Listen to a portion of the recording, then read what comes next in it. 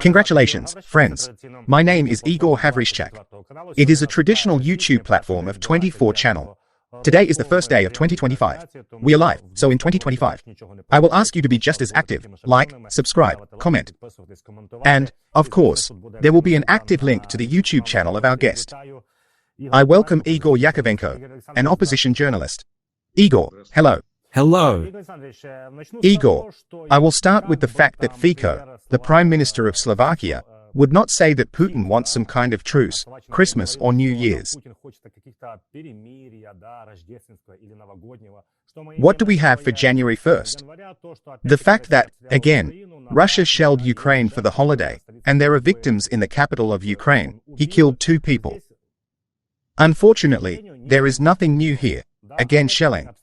But I would like to start with something else, that I would like to talk very actively about the fact that Ukrainian journalist Dmytro Gordon claimed that a meeting between the newly elected US President Donald Trump and Putin was supposed to take place on December 30th, and they allegedly had to agree on something.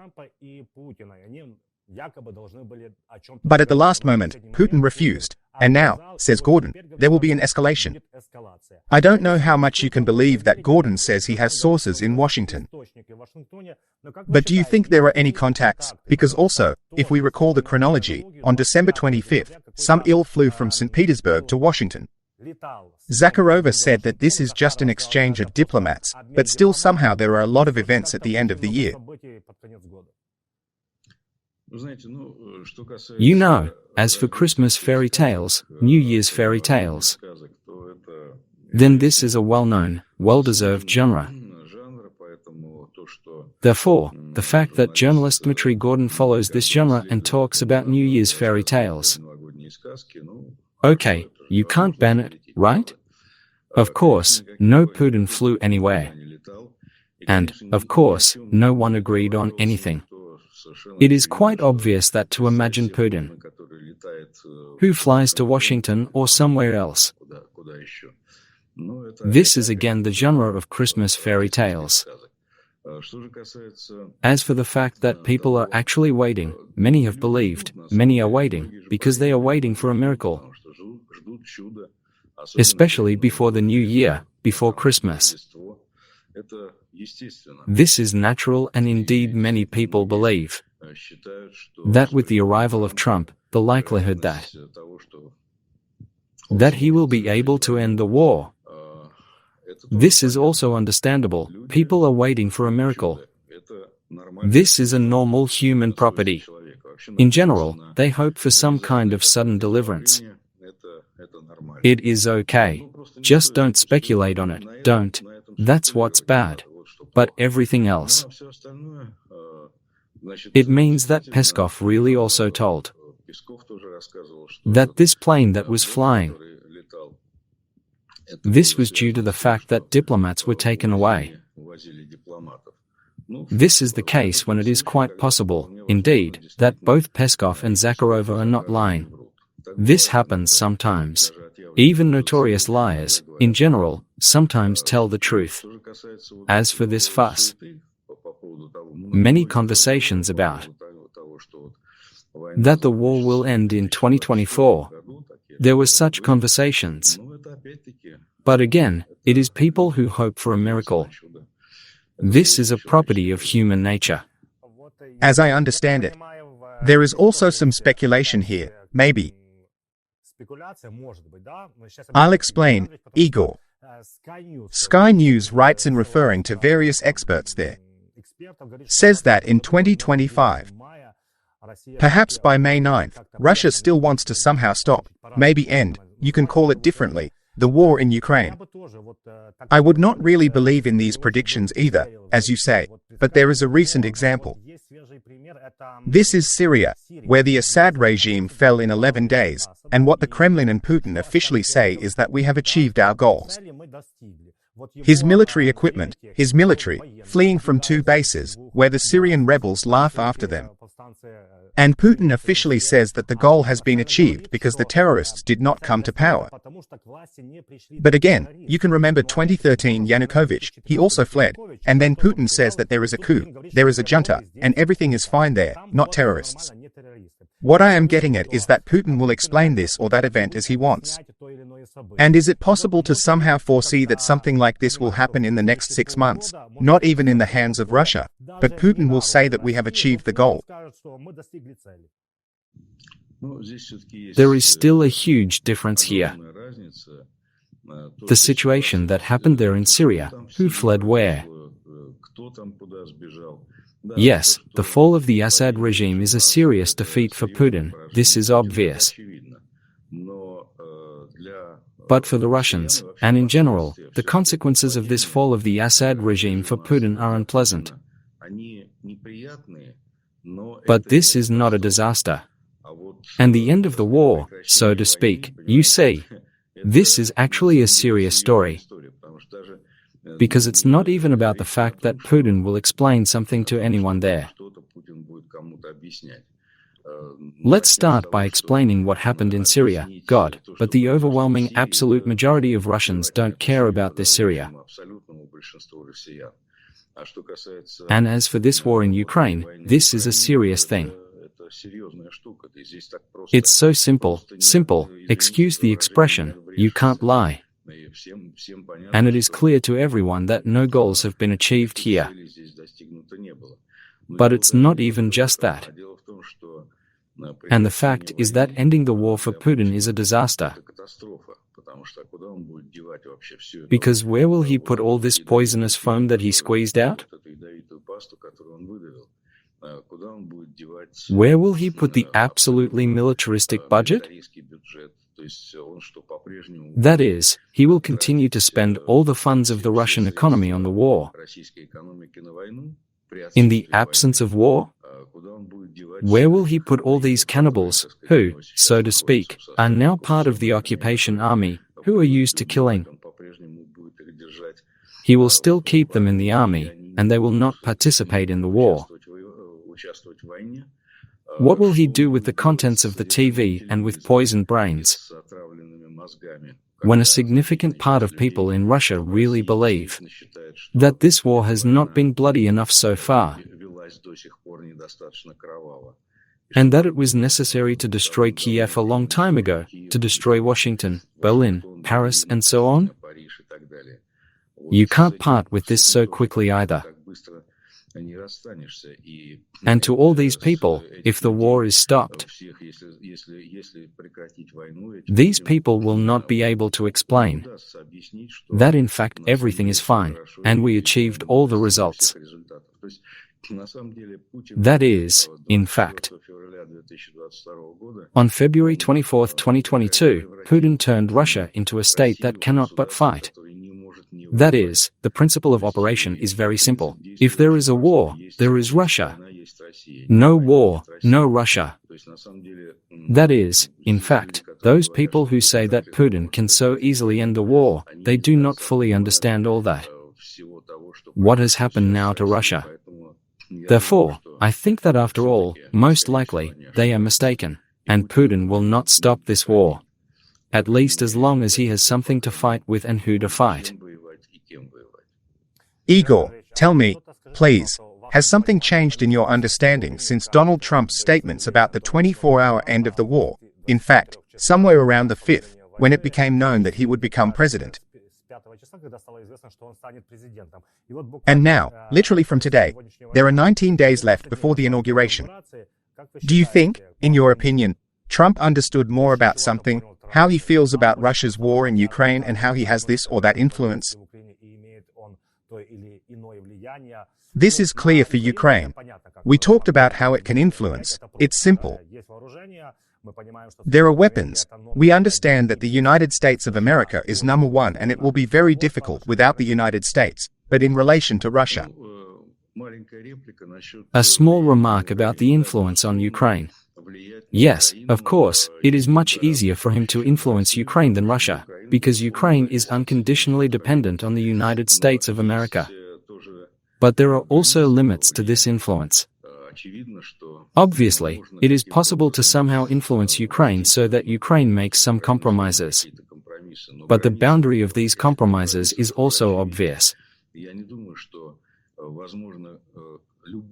I do not think that any force of pressure on Ukraine is possible so that Ukraine, for example, gives Kherson and Zaporozhye to Putin to be devoured. That is, just to take, with living people, to give up the territory. No, this will not happen. Therefore, the limit of Trump's influence is also obvious here. And as for my understanding of what happened to Trump, I think Trump seems to have understood much more the difficulty of his mission.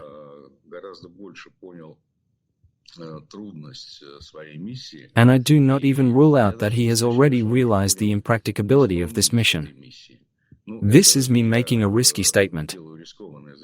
Because to get into the heads of politicians like Trump, unpredictable politicians, this is quite a risky activity, but it is obvious that he understood the enormous difficulty of this mission. As a matter of fact, he speaks about this himself. That is, of course, there is no peace in 24 hours and there will not be. And, of course, he understands perfectly well that this is a very hard job, a very difficult task that he has taken on himself. Therefore, I do not even rule out that he, of course, will try. Of course, he will try. It is impossible not to do this. Because he promised, and everyone knows it. But it is quite possible that, having tried and made sure that this mission is impossible, he will say that yes, it didn't work out. They want to keep killing each other. What will he do after that? It depends on many circumstances, including who he will be entrusted with in the negotiations. This is very important. And, of course, the task of Ukrainian diplomacy here is so that the responsibility for the disruption of these negotiations is placed on Putin and not on Ukraine. But this, again, is the art of diplomacy. Igor, many Western experts from Denmark write the following: that in the first 6 months from the day of the inauguration, Trump will already have secret access to everything, and everything will be much better seen than now. I think that even now he has a lot of information, but not the whole thing. And then 6 months will pass, he will understand that Putin does not want to stop, that even, drill, baby, drill. He's going to drill a lot and sell a lot of oil, and the oil will go down to $50 or $40. It will affect the Russians. It will affect, but not Putin, not his war. Because I remembered an anecdote here. Dad, the price of vodka has gone up there. Will you drink less now? No, you're going to eat less. It seems to me that this is how it will be in Russia. What am I driving at? That 6 months will pass, experts say, and Trump will understand. As you say, it's not that simple. And then he will continue to give weapons to Ukraine, and here Trump's second plan will come into play. 5% of the GDP of NATO countries and Europe for the defense industry. And this will be, so to speak, a transit of aid. As long as Europe builds up, the United States will not abandon Ukraine. Why do I say that? Not because I want to, but because the US superpower wants to stay. But Trump is the kind of person who always wants to be in the first role and not lose anywhere. I agree with this logic. I think that it is still likely that the United States of America will not stop helping Ukraine under any circumstances, no matter what Trump says now, no matter what representatives of his team say now. To imagine that there is a war going on and the United States is withdrawing from the assistance program for Ukraine is very unlikely. Reducing aid is theoretically possible, stopping it, it's hard for me to imagine. But in any case, Europe is now preparing for this option. Europe is preparing to shoulder the bulk of Ukraine's aid. First of all, financial. As for weapons, yes, Europe certainly has immeasurably fewer weapons than the United States of America. But there is hope that if there is money in large quantities, then there is an opportunity to buy weapons from the United States of America. Especially since Trump is still a businessman. And how to miss the opportunity, so to speak, to get money for weapons and give the opportunity to earn money to the American military-industrial complex. So I hope that the arrival of Trump is, of course, a sharp increase in instability, chaos. But I don't think it will be some kind of disaster for Ukraine. If we talk about the confrontation between Russia and NATO, we have talked before that there are no resources in Russia to fight against the alliance, but to do some hybrid things, and they really affect the old continent and the members of the alliance, they can. The last thing that happened seriously was the Baltic Sea, when an anchor stretched for several kilometers and broke the cable that connected to the Scandinavians and gave the internet. We know that more than 90% of the world is the internet that goes through cable. Here are the elections in Romania, when Russia influenced the pro-Russian candidate through TikTok. These hybrid things, they can continue and they can really shake the European Union, given that there are people like Orban and Fico there. Yes, definitely hybrid. And in general, a hybrid war against Europe is one of the fundamental parts of Putin's policy. And I think that in 2025 this will increase. It is quite obvious to me that the threat of direct invasion, many people say that in 2025 Putin will directly attack Europe. But a direct invasion. Imagine that tank columns are marching on Poland or the Baltic countries. No, this will not happen, because, to a large extent, this scenario blocks Ukraine, the armed forces of Ukraine. That is, Ukraine defends Europe with its chest today. But as for the hybrid war, of which you speak, then there is certainly such a possibility here. Because, firstly, this is already happening, and secondly, of course, Putin understands that he needs to weaken Europe, and that's the way he'll do it. Another issue is that Europe is also gradually preparing for such a scenario. And I do not think that the European Union will silently watch as its foundations are undermined, communications facilities are destroyed, and some sabotage is sent away. So in 2025, we will see an unconditional escalation of hybrid warfare. Igor, what do you think? Since the beginning of the full-scale invasion, we remember very well when, in the first days, the whole of Europe closed its eyes so as not to see blood. They thought, we will wait until the tanks drive into Kyiv, change, overthrow the government, there will be a dictatorship from Putin, and then we will work with those who are. It didn't happen that way. Ukraine resisted. Then they began to support European countries, Ukraine in different ways. In general, we have always said that this is not enough. Some decisive steps are needed. Do you think that during these almost 3 years of a full-scale, great war, Europe has somehow changed? Did it shake it off somehow? Somehow did she understand that she needed to act decisively? Or is it the same old Europe, democratic, which is constantly 2 steps behind? You know, it is still quite difficult to talk about Europe without distinguishing between different countries, different politicians.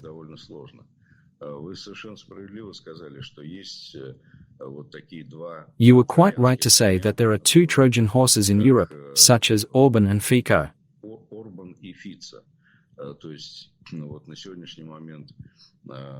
That is, at the moment, Hungary and Slovakia, at least in the person of their leaders, are certainly enemies of Ukraine. And this was formed, at least by the end of 2024, it was formed that there are already 2 of them, and this is significant. The second is that there is a mood in Europe, which can only be called pro-Russian. The same alternative for Germany. After all, at the moment it is the second political force in the Federal Republic of Germany. This also cannot be discounted. If we talk about the mood of the political elite in general, then it is still mainstream sentiments. This is, of course, assistance to Ukraine. And it is impossible to say that there has been a radical change in the direction of reducing assistance to Ukraine. Moreover, today the overwhelming majority of European countries, NATO member countries, are ready to allocate a much larger amount for defense. And here there is even some competition between to allocate money, to increase admission to NATO, or create an alternative purely European defense force. So that's what we have in common in the main countries of Europe.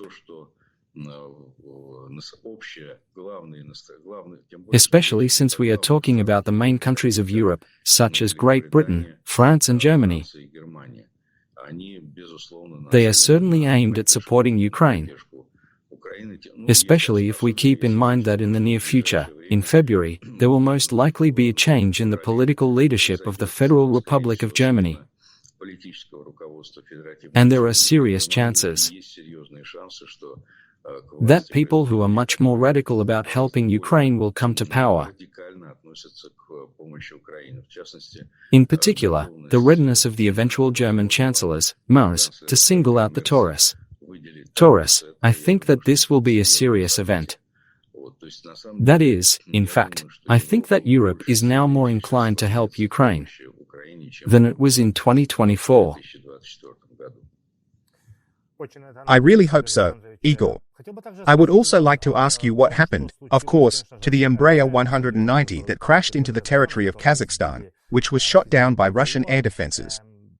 During the day, Putin called the president of Azerbaijan and Aliyev twice. As I understand it, there were few moments in Putin's life when he felt somehow out of place. It seems to me so. And this is what I am getting at, that after the first conversation with Aliyev, Putin once apologized, but he did not admit guilt for the fact that his air defense shot down a civilian aircraft. He said that it was all the fault, of course, of Ukraine's drones. Here is another question. Why does civil aviation fly if your country is at war? But that's another question. Aliyev came out after the first bell and said that it was necessary to immediately admit our guilt, to say that the Russian air defense shot down the plane, and we were fed some nonsense for 3 days or something like that, he said.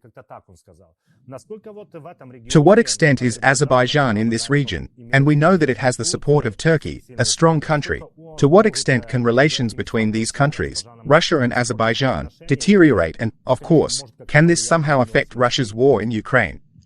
The fact that these relations are spoiled is already more or less obvious. And Azerbaijan has already unilaterally taken, so to speak, some unfriendly steps for Russia. Or rather, this is a reduction in the visa-free period of stay of Russian citizens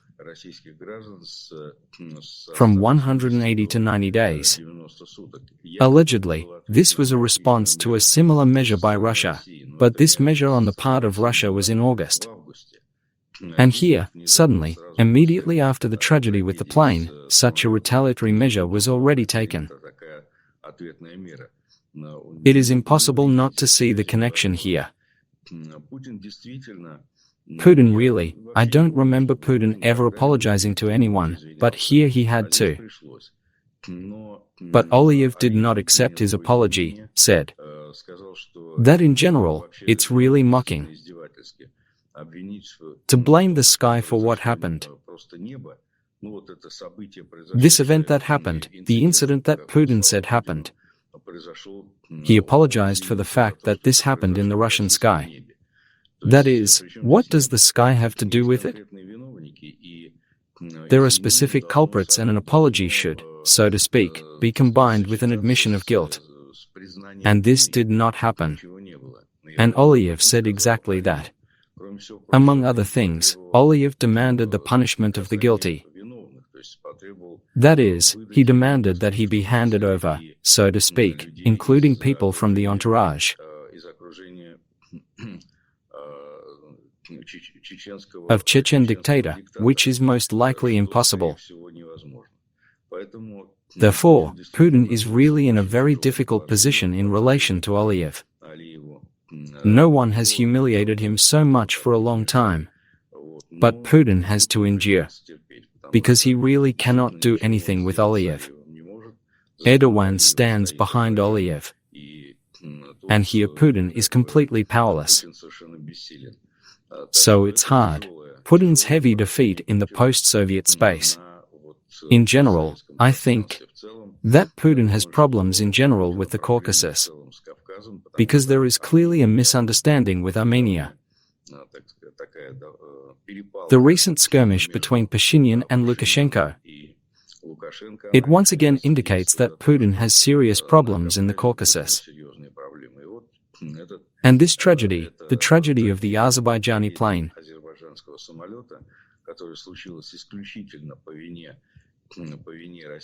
which happened solely through the fault of representatives of the Russian authorities and Russian special services, Russian dispatcher, Russian air defense, and so on. All this, of course, is direct fault, and Putin had to apologize for this and will have to continue. I very much doubt, of course, that he will fully fulfill Aliyev's demands. So much the worse for him. How much will this affect the war in Ukraine? I think that there is no direct cause and effect relationship here. There is no direct impact. But this is in general any weakening of Putin's empire. This is for the benefit of Ukraine. Not directly, but indirectly after some time. So it can be considered. Despite the fact that, of course, the death of people cannot be considered a good event. But it is an event that greatly undermines Russian influence in the Caucasus. Let's remember the Caucasus later. Igor, I want to talk to you about Georgia and Salome Zurabishvili, why she gathered everyone to talk to the protesters. But I would also like to ask you about the internal processes in Russia, about the economy. Many say that 2025 will be such a serious test for the Russian economy. Now it is already known that the overdue mortgage debt of Russians has increased by 1.5 times, and issuances have collapsed by a quarter. And there are many such things in the economy. They even say that maybe they will freeze the deposits of Russians, because they need money. The Economist says that now the economy of Ukraine allegedly looks better than the Russian one. If you listen to the fact that what the head of our intelligence, Budanov, says, he says that in 2025 Russia will continue to fight with the same intensity. But it will be necessary to make some serious systemic decisions. And he says that it may be possible to switch the economy even more to the military-industrial complex. How much more can I switch? I have a question. And is it realistic that something key can happen, in your opinion, in Russia in 2025? You know, something key is from the field of black swans, which, by definition, cannot be predicted. As for some radical collapse of the economy there, I do not think that this will happen. And in general, it is quite incorrect to compare the economy of Ukraine and the economy of Russia. Because after all, the economy of Ukraine is largely held together thanks to the help of partners. Therefore, it is difficult to somehow compare here. If we take the standard of living in Ukraine and in Russia, it is also quite difficult to compare, because it is still impossible to single out the standard of living in Ukraine and the quality of life in Ukraine, without taking into account the fact that there is a war on the territory of Ukraine. The war, of course, is already beginning to move to the territory of Russia, but to a much lesser extent. After all, Moscow is not constantly bombed, as is happening in Kiev. The destruction that the infrastructure of Russia has, they are immeasurable. They simply cannot be compared with those destructions that Ukraine has. Therefore, any comparison is very, very, very conditional. Therefore, you know, in the same way, I treat people with understanding, who say and believe the same Gordon, that the war was to stop on December 31st or 30. In the same way, I understand people who believe that there will be some kind of collapse in the Russian economy, and it will explode. Stops or falls suddenly. I understand people who hope for this, but this is the hope for a miracle. I think that none of this will happen. Yes, Russians will live worse. You are absolutely right to remember this bearded joke about an alcoholic and his son. Russians will live worse. Not all, really. There are beneficiaries of the war who, perhaps, will live even better. But, in general, it will simply mean that belts will be tightened for one more hole. Nothing else will happen. I don't see, at least for now, I do not see any catastrophe in the Russian economy. Putin will still have the resources for war, both human and financial, and from the point of view of the military-industrial complex. The military-industrial complex of Russia continues to produce weapons. Putin continues to receive weapons from North Korea. So, unfortunately, there is hope that some kind of catastrophe will occur. It seems to me that they are groundless. Igor, I will be careful, because my next question will remind me of the question about Dmytro Gordon. Last week, I spoke with investigative journalist Grozev, and he said the following, that he allegedly had sources who assert that they can play such a card. Allegedly, Moscow is considering as an option to recognize the neutrality of Ukraine. And on the other hand, the United States of America is withdrawing its troops from Eastern Europe, and allegedly such a card is being played that Moscow says that we are not against Ukraine going somewhere. Then I think to myself, Ukraine does not have an invitation. Since 2008, she has wanted an invitation and has not been able to get it, even after a full-scale invasion. In turn, the United States of America is removing its troops from the Czech Republic, Poland and other countries of Eastern Europe. And in the long term, Russia has a good springboard for starting some more hybrid things and no longer affecting the military from the United States of America. To what extent does it seem to you also such a New Year's fairy tale, or is there still some grain of truth here? I would start with the fact that Grozev and Dmytro Gordon, they are very different people in terms of reputation. That is, the reputation of Grozev. This is still not the reputation of a storyteller. It is the reputation of a serious person who looks after this reputation of his and tries to make it so that it does not fall. Therefore, the probability that Grozev also begins to tell some Christmas tales or, conversely, horror stories, judging by the content, this is unlikely. No, I think he really knows something somewhere. The question is what and where. Because there are enough of them. If we are talking about American sources or European sources, then there are a lot of them. And it is quite possible that this kind of conversation is really being conducted. Are these conversations mainstream? That is, are these conversations just conversations of people who have all the power? Here I have serious doubts. And I don't think that will happen. That's what you're talking about. It's the withdrawal of American troops from Europe. I very much doubt that this will happen. Especially with such consequences, so to speak. Still, I think that this is one of the versions of events, and an unlikely one. You see, just take and surrender Ukraine, surrender Europe. This is even for Trump, as they say, too much. So I think that this black swan, most likely, it will not descend to European soil. Igor, of course, would like to talk to you about Georgia. For example, Salome Zurabishvili, she said that she gathers everyone at her palace in the morning. A few days ago, last week, she gathered everyone and said that she was leaving the post of president. With all due respect, don't you think that the protesters in Tbilisi, in Georgia, were simply taken and abandoned?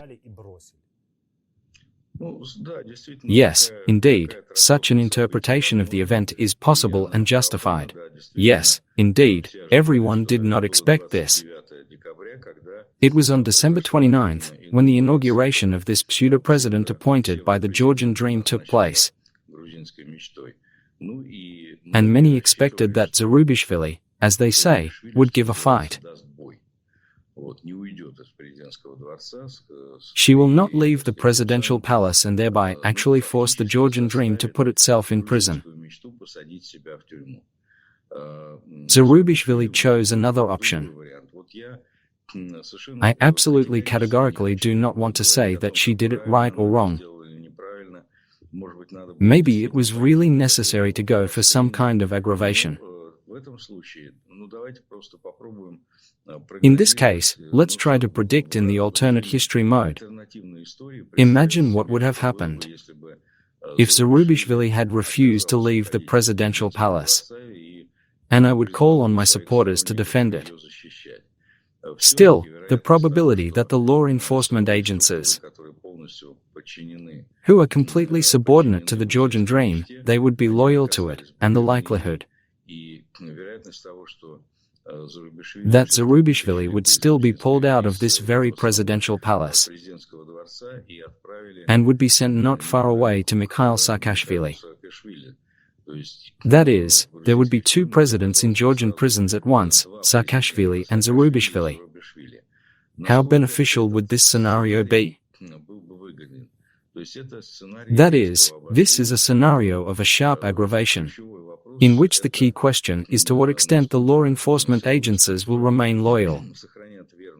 Do you mean first of all the police? Will they remain faithful to the Georgian Dream? I think that this is the scenario. What the Georgian Dream could still do. Relying on the police, she could not only get Zurabishvili out of this palace, but also put her in prison. This is a possible scenario. To what extent does it create prospects for the victory of the Euro-oriented forces of Georgia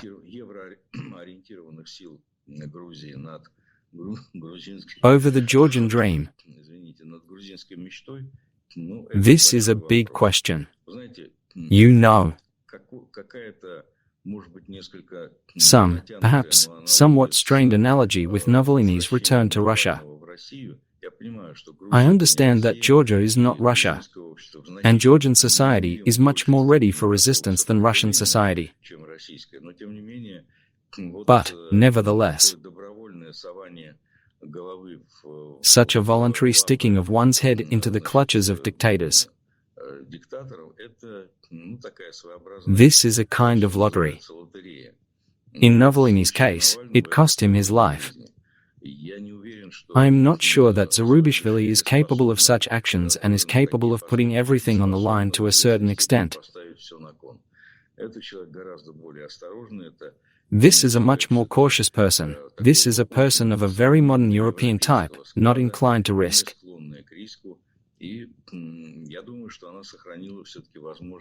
And I think that it has retained the opportunity to attract European international public opinion to its side.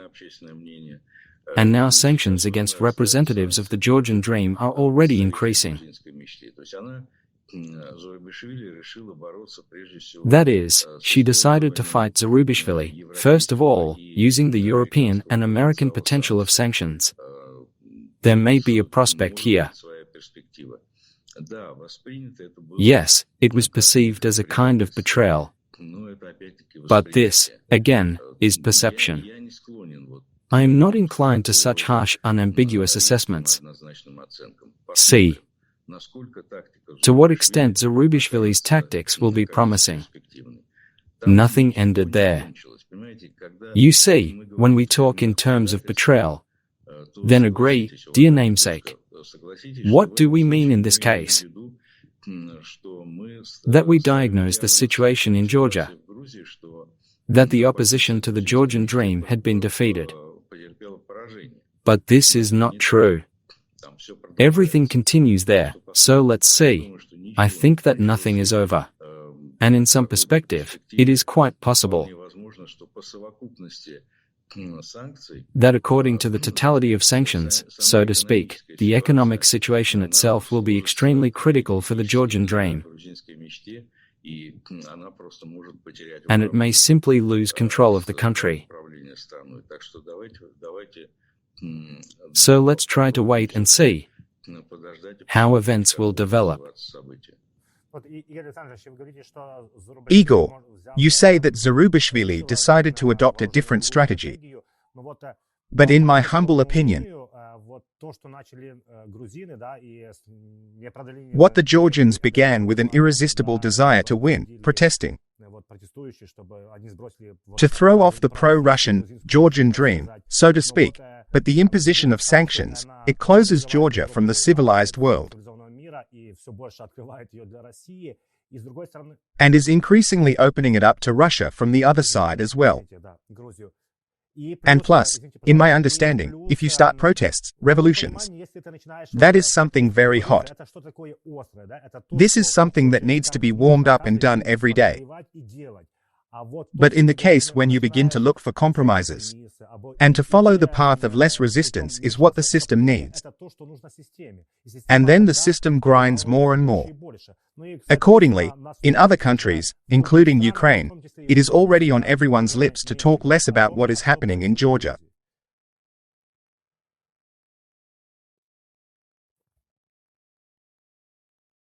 Once again, you see, the whole question is about the balance of power. To what extent was the potential of the protest for Georgian society?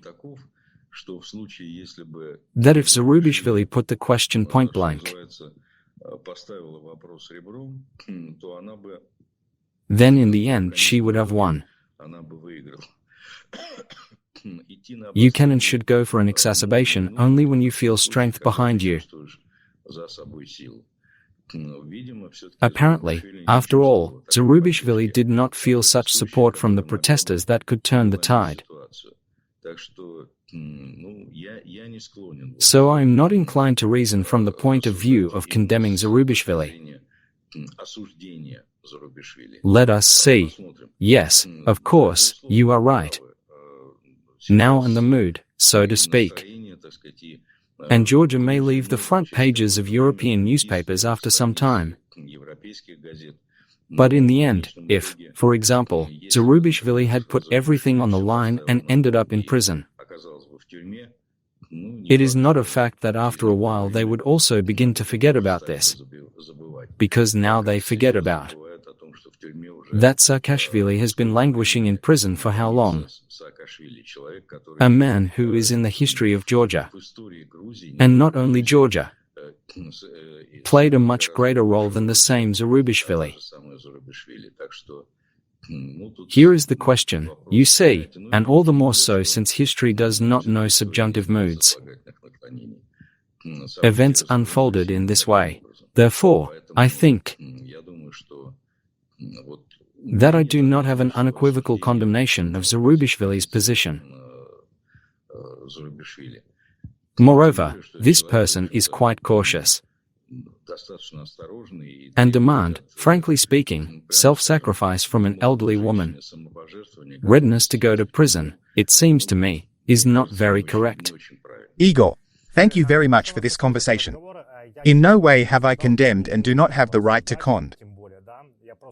I was just trying to figure out what was best for Georgians so that they would understand me correctly. Thank you for finding the opportunity on January 1st to talk about really important processes that, unfortunately, continue, including Russia's war against Ukraine. Thank you very much. Thank you again. Congratulations to all the viewers of Channel 24. Happy New Year. Glory to Ukraine. I have no doubt that Ukraine will definitely win.